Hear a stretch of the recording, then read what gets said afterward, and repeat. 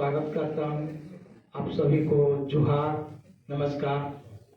आज का जो निर्यात संवर्धन और जेम पर राष्ट्रीय स्तर का जो सेमिनार आयोजित किया गया है, वो बेसिकली एक्सपोर्ट और एमएसएमई इकाइयों के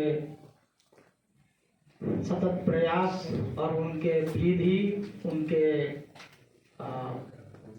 उनको आगे बढ़ाने के दिशा में काम करने का एक बहुत ही अच्छा ये मौका है। समझने का प्रयास करेंगे।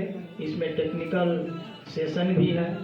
मैं उद्योग विभाग के तरफ से ये बताना चाहता हूँ कि राज्य सरकार के द्वारा कौन सी पॉलिसी एमएसएमई के लिए संचालित है, उसमें क्या सब्सिडी मिलता है, किस तरह की योजनाएं हैं जिसका लाभ आप उठा सकते हैं और आने वाले दिनों में अपने अन्य लोगों को भी इससे रूबरू करा सकते हैं।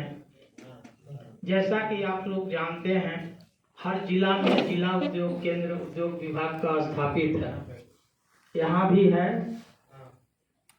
कलेक्टेरिएट के सामने मेरी ऑफिस है। मैं अपने बारे में ये बताना चाह रहा हूँ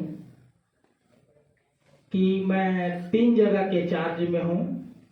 जिला उद्योग केंद्र धनबाद, जिला उद्योग केंद्र बोकारो और एक पियाडा का मैं डेवलपमेंट अफसर भी हूँ।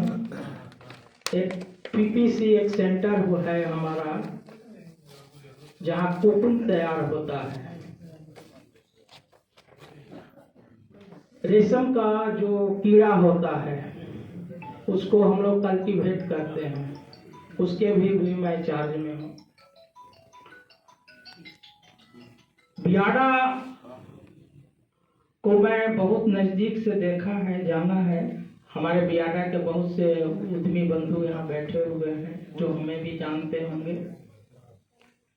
मैं कोई खास इस बात को चर्चा में नहीं लाऊंगा कि आज की जो स्थिति है हमारे उद्योग धंधों की, ये बात सही है कि हम लोग जितना विकास होना चाहिए उतना धनबाद बोकारो का नहीं हो पा रहा है।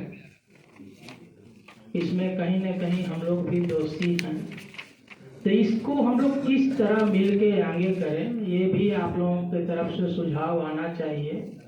फिलहाल मैं अपने योजना के बारे में बताना चाह रहा हूँ कि हमारे डीआईसी में 2 योजनाएं बेसिकली चल रही हैं, जिसको आप लोग जानते भी होंगे, पीएमईजीपी और पीएमएफएमई।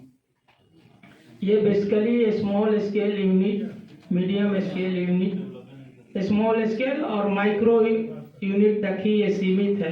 क्योंकि अभी भारत सरकार के द्वारा इसका इन्वेस्टमेंट का जो क्राइटेरिया है वो बढ़ा दिया गया है, तो माइक्रो यूनिट ही इस कैटेगरी में आ सकते हैं।